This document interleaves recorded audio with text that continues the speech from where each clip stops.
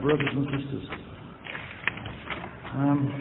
When a person begins to sin, at the same time they get angry with God, which is a bit ironic, but that's what happens, because it bothers them. Their conscience, the voice of their conscience, the voice of God inside them bothers them. They want to suppress it. They get angry with it. And because every reminder about God is a reminder about themselves and their improper state of being. And they want to prove to themselves, they want to prove to the whole world that God doesn't exist. That's the reason. And one would ask, well, why worry about it? If God doesn't exist, why expend such energies trying to prove that He doesn't exist? Doesn't He exist? Just stay calm. No. They have to publish books, scientists. Back in the Soviet days, whole institutes, professors teaching scientific atheism. Okay? Quite comic, really, when you think about it. Tragicomic. St. John the Baptist, when thousands of people came to him, he said, "Don't call yourselves sons of Abraham, because God can turn these rocks into sons for Abraham." And when the Lord Jesus Christ came into Jerusalem on Palm Sunday, and thousands of people came out to meet him, and the Pharisees said, "Tell them to stay quiet, not to get excited," because they were afraid of the Romans. He said, if they go quiet, these rocks will start crying out. And indeed,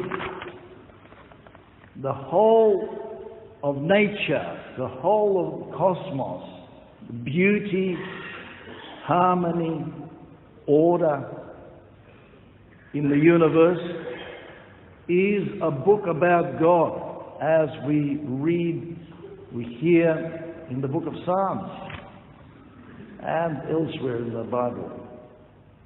And any honest person, whether they are learned, a scientist, or just a simple person, understands and knows this. I remember I shared with you several years ago, it had a deep effect on me. I heard a lecture by an American scientist. She passed away a couple of years ago. Candace Pert. She was, as a young scientist, participated in a group that got a Nobel Prize in the second half of the 70s for discovering cell receptors. And in this lecture she said, the human body, she's talking about just the human body, she says, it's not a hunk of meat, it's a flickering flame. She's talking about, physiology at its, molecular level, how beautiful it is, how it really speaks of God.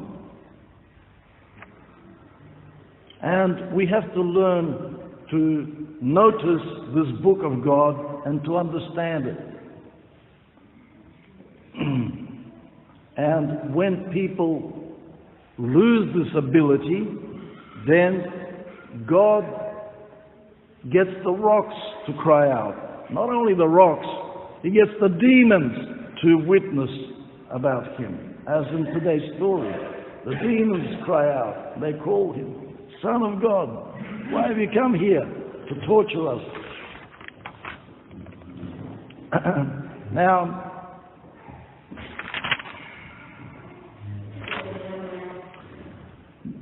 not far from where this man was a little town. Well, maybe it wasn't so little. Gadara, and the people there were engaged in growing pigs, swine, which was not allowed according to the law of Moses, of course. But they were making good profit, so they didn't worry. Their main concern was to create a nice, comfortable lifestyle for themselves. And their attitude was, don't touch me, don't talk to me about God, because He gets in my way, the way of my comfortable life. And not far from them was a man, a person who was suffering badly. And they separate him so they don't see him, so they can be in denial. What I don't see doesn't exist, that sort of attitude. But as Dostoevsky says in his notes from underground,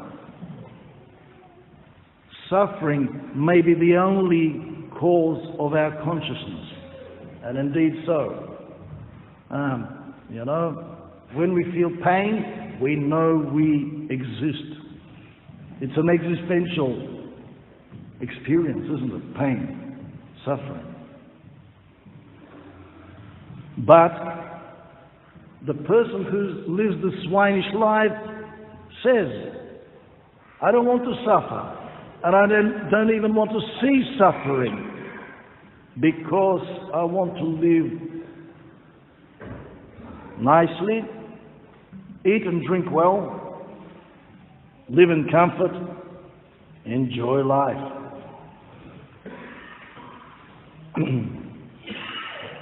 And the Legion says, what is it to us, Jesus, Son of God? Why have you come here to torture us before time? Christ gets rid of the demons and He turns things around. He frees this man from suffering and allows a little bit of suffering to touch those people from Gadara, because now they're worried and they're upset and they're not happy because they've lost their pigs, 2,000 of them. Big financial loss. People worry about losing finances. In 1929, they were jumping off skyscrapers, people that lost badly on the stock market, the Great Depression.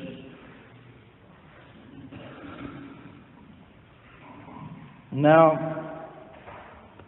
but at the same time, this experience enables them to become sensitive to life. They're no longer in a state of non-being, because pain or suffering wakes us up. And this is why the Lord leaves this man who has turned into a human being.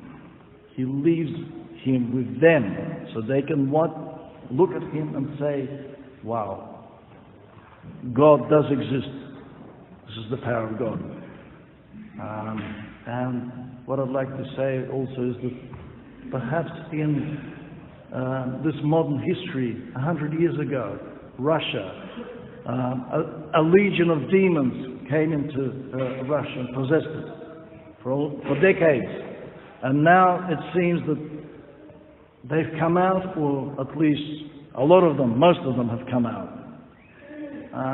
And so our hope is that Russia can witness to the world. And because we are a little part of that church, and here in the West, among the gatherings, we are called by God to witness about Jesus Christ, the Son of God. Amen.